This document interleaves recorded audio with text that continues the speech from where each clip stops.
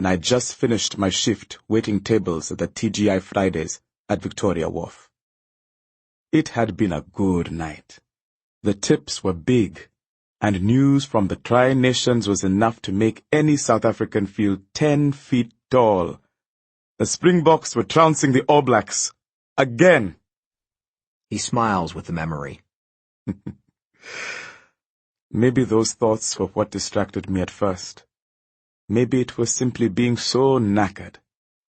But I felt my body instinctively react before I consciously heard the shots. Gunfire was not unusual, not in my neighborhood, not in those days. One man, one gun. That was the slogan of my life in Khayelitsha. Like a combat veteran, you develop almost genetic survival skills. Mine were razor sharp. I crouched, tried to triangulate the sound, and at the same time look for the hardest surface to hide behind.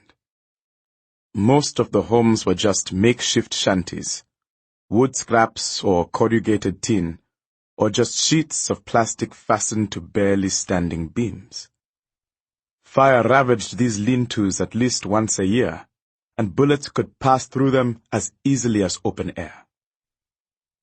I sprinted and crouched behind a barber shop, which had been constructed from a car-sized shipping container.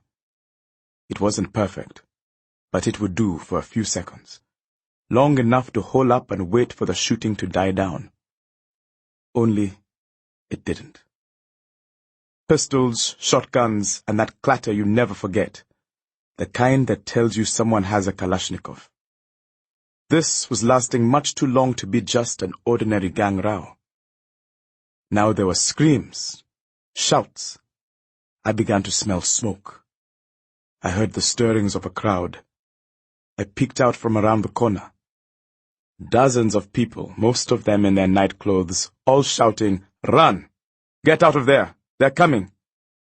House lamps were lighting all around me, faces poking out of shanties. "What's going on here?" they asked. "Who's coming?" Those were the younger faces. The older ones, they just started running. They had a different kind of survival instinct. An instinct born in a time when they were slaves in their own country. In those days, everyone knew who they were. And if they were ever coming, all you could do was run and pray. Did you run? I couldn't. My family, my mother and 2 little sisters, lived only a few doors down from the Radio Zibonele station, exactly where the mob was fleeing from. I wasn't thinking. I was stupid. I should have doubled back around, found an alley or quiet street. I tried to wade through the mob, pushing in the opposite direction. I thought I could stay along the sides of the shanties. I was knocked into one of their plastic walls that wrapped around me as the whole structure collapsed. I was trapped. I couldn't breathe. Someone ran over me, smashed my head into the ground. I shook myself free, wriggled and rolled out into the street.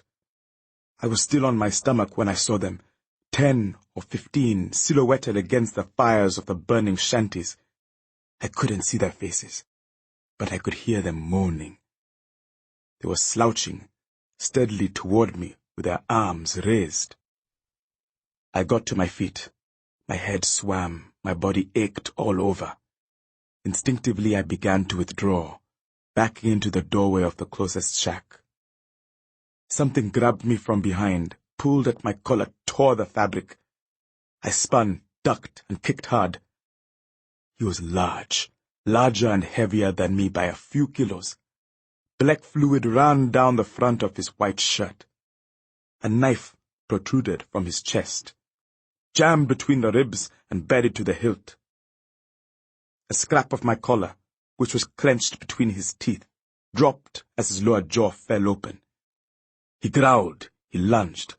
I tried to dodge. He grabbed my wrist. I felt a crack, and pain shot up through my body. I dropped to my knees, tried to roll and maybe trip him up. My hand came up against a heavy cooking pot. I grabbed it and swung hard. It smashed into his face. I hit him again and again, bashing his skull until the bones split open and the brain spilled out across my feet.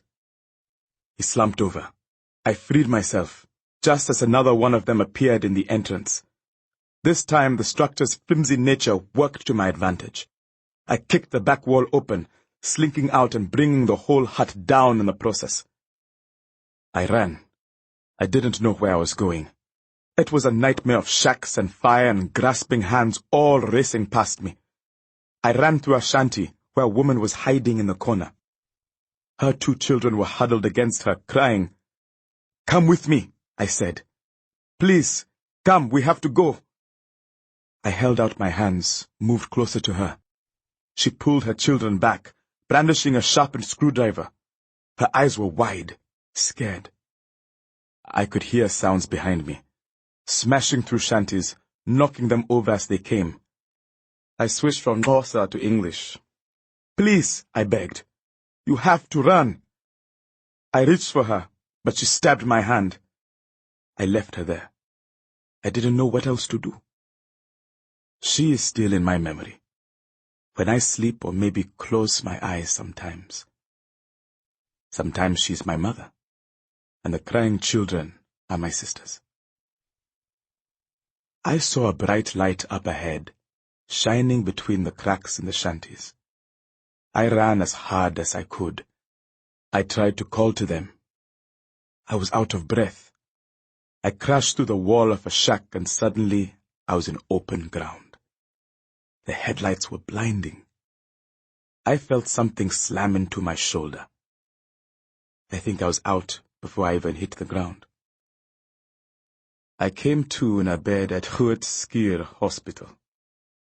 I'd never seen the inside of a recovery ward like this.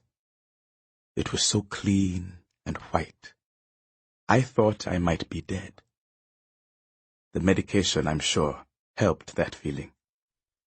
I'd never tried any kind of drugs before. Never even touched a drink of alcohol. I didn't want to end up like so many in my neighborhood. Like my father. All my life, I'd fought to stay clean. And now. The morphine or whatever they had pumped into my veins was delicious. I didn't care about anything. I didn't care when they told me the police had shot me in the shoulder. I saw the man in the bed next to me, frantically wheeled out as soon as his breathing stopped. I didn't even care when I overheard them talking about the outbreak of rabies. Who was talking about it? I don't know. Like I said, I was as high as the stars. I just remember voices in the hallway outside my ward, loud voices, angrily, arguing. "That wasn't rabies," one of them yelled. "Rabies doesn't do that to people." Then something else, then... Well, what the hell do you suggest? We've got 15 downstairs right here. Who knows how many more are still out there? It's funny. I go over that conversation all the time in my head. What I should have thought, felt, done. It was a long time before I sobered up again, before I woke up and faced the nightmare.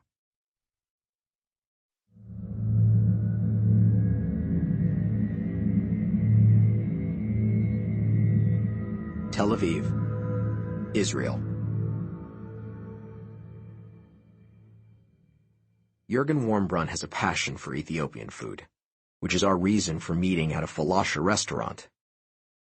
With his bright pink skin and white, unruly eyebrows that match his Einstein hair, he might be mistaken for a crazed scientist or college professor. He is neither. Although never acknowledging which Israeli intelligence service he was, and possibly still is, employed by, he openly admits that at one point he could be called a spy. Most people don't believe something can happen until it already has. That's not stupidity or weakness. That's just human nature. I don't blame anyone for not believing. I don't claim to be an